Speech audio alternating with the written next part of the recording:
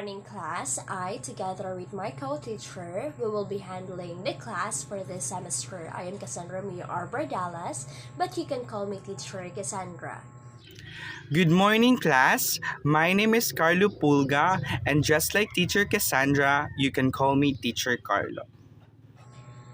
So this morning, our topic is about the figures of speech and its types. It is quite an interesting topic, right? So before moving on to our main agenda, we would like first to ask someone who will lead the prayer. Yes? What's your name? Kara. Okay, so Kara, lead the prayer and everyone, please be silent. So settle down, everyone. Very good. So let me ask you a question first. What have you learned in the previous years about this topic? Thank you, G and Earl. You got it right. Can anyone give me a brief discussion about figures of speech? Even just one or two sentences only. Okay, very good. You learned something. Good job. Now, let's move on to our main discussion. Figures of speech is a word or phrase that possesses a separate meaning from its literal definition. It can be a metaphor or simile designed to make a comparison. It can be a repetition of alliteration or the exaggeration of hyperbole to provide a dramatic effect.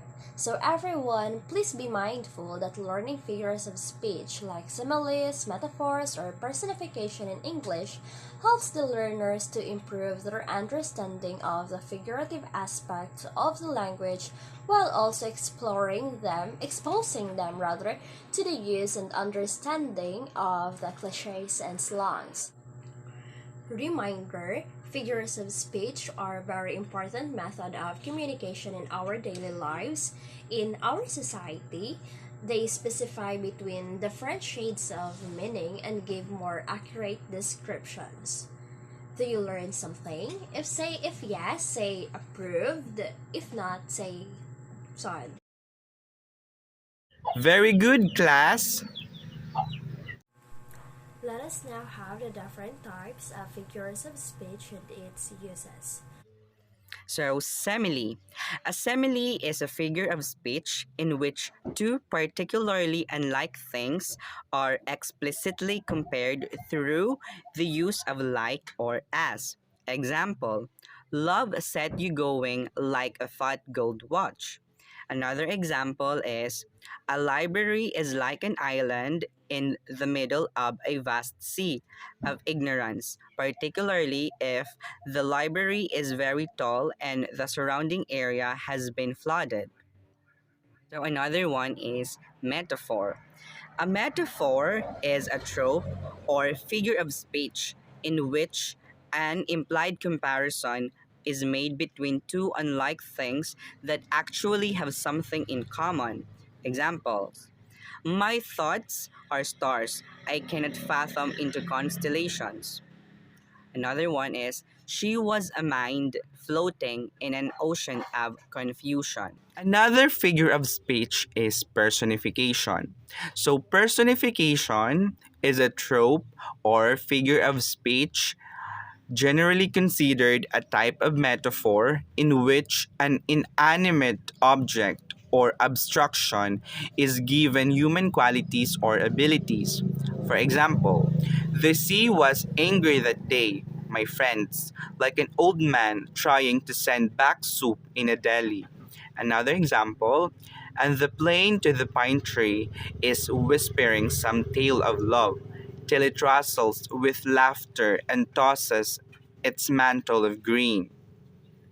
Another figure of speech is oxymoron. So, oxymoron is a figure of speech in which incongruous or contradictory terms appear combined side by side. Example, cruel kindness drew me near and held me close. Another example, good night, parting is such sweet sorrow. Alliteration. Alliteration is the repetition of an initial consonant sound at the beginning of several words or in stressed syllables of words that are in close proximity. For examples, deep into the darkness peering, long I stood wondering, fearing, doubting, dreaming dreams no mortal ever dared to dream before. The Raven by Edgar Allan Poe. And the other examples of alliteration: She sells seashells by the seashores, and a big black bug beat a big black dog, and the big black dog bled blood. Again, alliteration is a figure of speech in which a series of words, usually two or more neighboring words, have the same first consonant sound. However, sometimes repetition of sound occur inside the word. Let's also have the hyperbole. Hyperbole is an extravagant statement. It is the use of exaggerated terms for the purpose of emphasis or heightened effect. For example, I had to wait in the station for 10 days, an eternity. Joseph Conrad, Heart of Darkness. Hyperbole is a figure of speech that uses an exaggerated statement to create a strong emotional response. As a figure of speech, it is not intended to be taken literally and is frequently used for humor. We also have the irony. The use of words to convey the opposite of their literal meaning. Also, it is a statement or a situation where the meaning is contradicted by the appearance or the presentation of the idea. For example, water, water everywhere, nor any drop to drink. Rhyme of the Ancient Mariner by Samuel Coleridge. So the irony figure of speech is characterized by contrast and incongruity between reality and appearance. You will think about the words and their actual meaning. We also have the anaphora. Anaphora is the repetition of the same word or phrase at the beginning of successive clauses or verses. For example, if you want the moon, do not hide from the night. If you want the rose, do not run from the thorns. If you want love, do not hide from yourself. If you want the moon, by Rumi. Again, anaphora is a device in which a phrase or word is repeated at the start of successive phrases, sentences, or clauses.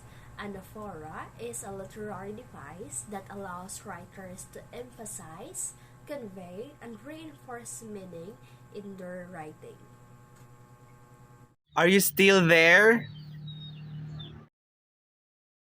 Figures of speech are used in everything from descriptions, from people, setting, events, etc., to comparisons to explanations.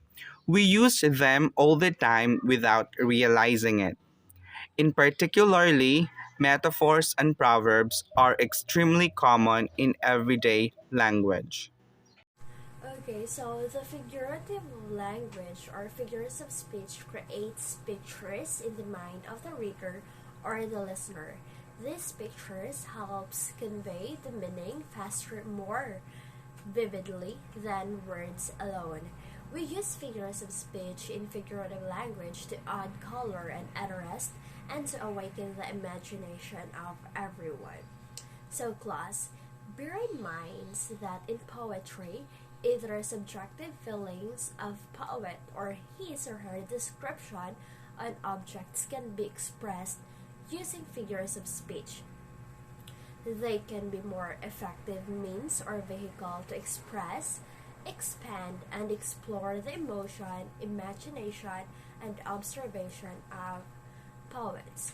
So, that's it for today. We hope that you have gained or learned a lot about what we have discussed. See you next meeting and be safe.